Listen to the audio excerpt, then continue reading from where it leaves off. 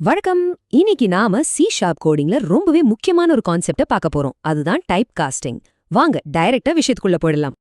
முதல்ல உங்ககிட்ட ஒரு சிம்பிள் கேள்வி. இப்போ ஒரு பெரிய பாத்திரத்துல இருக்கிற ஒரு பொருள் எடுத்து ஒரு குட்டி டப்பாக்குள்ள வைக்க முடியுமா? யோசிச்சு பாருங்களேன். இந்த ஒரு சின்ன கேள்விக்குள்ளதான் டைப் காஸ்டிங் ஏன் தேவைங்கிறதுக்கான மொத்த ரகசியமும் அடங்கியிருக்கு. அப்போ டைப் காஸ்டிங்னா அப்படி என்னதான் அது?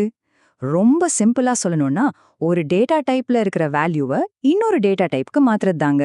உதாரணத்துக்கு ஒரு முழு எண்ணை ஒரு தசம எண்ணா மாத்துறது, இல்லாட்டி ஒரு டெக்ஸ்ட ஒரு நம்பரா மாத்துறது, இந்த மாதிரி விஷயங்கள் தான்.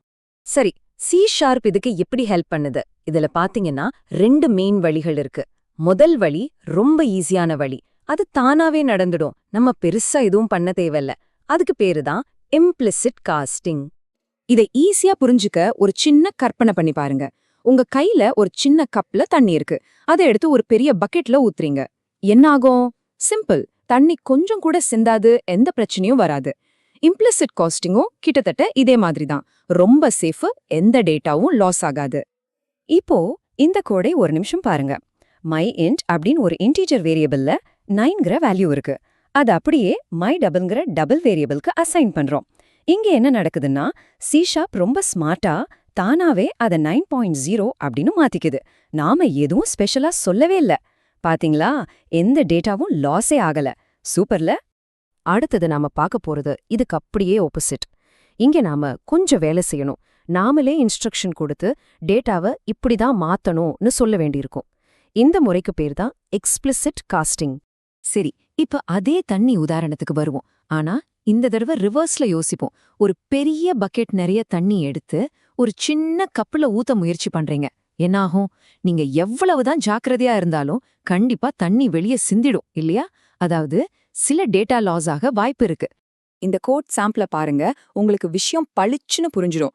myDouble அப்படிங்கிற வேரியபிள்ல 9.78ங்கிற வேல்யூ இருக்கு. இதை நாம ஒரு முழு எண்ணா, அதாவது இன்டிஜரா மாத்தணும். அதுக்கு அந்த வேரியபிளுக்கு முன்னாடி பிராக்கெட்ல int அப்படின்னு நாமளே டைப் பண்ணணும். இங்கதான் ஒரு ட்விஸ்ட். ரிசல்ட் என்ன தெரியுமா? வெறும் 9 தான். அப்போ அந்த 0.78 என்னாச்சு? போயே போச்சு. இதுக்கு பேரு தான் டேட்டா லாஸ். அப்போ இந்த ரெண்டுக்கும் உள்ள மெயின் வித்தியாசத்தை ஒரு தடவை பாத்திரலாம். இம்ப்ளிசிட் காஸ்டிங் அது ஆட்டோமேட்டிக், நாம எதுவும் செய்ய வேண்டாம். ஆனா எக்ஸ்பிளிசிட் காஸ்டிங் மேனுவல், நாம தான் பிராக்கெட்ஸ் யூஸ் பண்ணி சொல்லணும். இம்ப்ளிசிட்ல சின்ன டைப்ல இருந்து பெரிய டைப்புக்கு போறோம், அதனால டேட்டா லாஸ் ஆகவே ஆகாது. ஆனா எக்ஸ்பிளிசிட்ல பெரிய டைப்ல இருந்து சின்ன டைப்புக்கு வரும், அதனால டேட்டா லாஸ் ஆக நிறைய சான்ஸ் இருக்கு. சரி, அப்போ இந்த 2 காஸ்டிங் மெத்தட்ஸ் மட்டும்தான் இருக்கான்னு கேட்டா இல்லவே இல்ல. இன்னும் கொஞ்சம் கண்ட்ரோல்டாவும் இன்னும் தெளிவாவும் டேட்டாவை கன்வெர்ட் பண்றதுக்கு சி ஷார்ப்லயே பில்ட்னா சில சூப்பரான மெத்தட்ஸ் இருக்கு. சி ஷார்ப்ல பாத்தீங்கன்னா கன்வெர்ட் அப்படின்னு ஒரு கிளாஸ் இருக்கு. இது ரொம்ப பவர்ஃபுல். இதை வச்சு நாம நிறைய விஷயங்கள் பண்ணலாம். உதாரணத்துக்கு convert.toString யூஸ் பண்ணி எந்த ஒரு நம்பரையும் டெக்ஸ்டா மாத்தலாம். அதே மாதிரி convert.toInt32 யூஸ் பண்ணி ஒரு டெக்ஸ்ட இன்டிஜரா மாத்தலாம். இது மாதிரி இன்னும் பல யூஸ்ஃபுல்லான மெத்தட்ஸ் இதுக்குள்ள இருக்கு. இப்போ இந்த எக்ஸாம்பிள பாருங்க. இங்க convert.toInt32 மெத்தடை யூஸ் பண்ணி 5.25 மாத்துறோம். ரிசல்ட் என்ன? 5. பாத்தீங்களா, இதுவும் எக்ஸ்பிளிசிட் காஸ்டிங் மாதிரி அந்த தசம பகுதியை, அதாவது டெசிமல் பார்ட்டை விட்டுடுது. ஆனா இந்த மெத்தட் யூஸ் பண்றது கோட படிக்கிறவங்களுக்கு இன்னும் தெளிவா புரிய வைக்கும். இது ஒரு கிளீனான வழி. ஓகே, இதெல்லாம் நல்லாதான் இருக்கு. ஆனா இது எல்லாம் தெரிஞ்சுக்கிட்டு நாம என்ன பண்ண போறோம்? ரியல் டைம் கோடிங்ல இது எங்க யூஸ் ஆகும்? இதுதான் இப்ப முக்கியமான கேள்வி. உண்மையை சொல்லணும்னா பெரும்பாலான நேரங்கள்ல நமக்கு இது தேவைப்படாது. ஆனா எப்போ தேவைப்படுதோ அப்போ இது தெரியலன்னா மொத்த வேலையும் நின்னுடும். ஒரு முக்கியமான உதாரணம் என்னன்னா, யூசர் கிட்ட இருந்து வாங்குற இன்புட். இப்போ ஒரு யூசர் டெக்ஸ்ட் பாக்ஸ்ல ஏதாச்சும் டைப் பண்றாங்கன்னு வச்சுக்கோங்க. அது எப்பவுமே டெக்ஸ்டா தான் வரும்.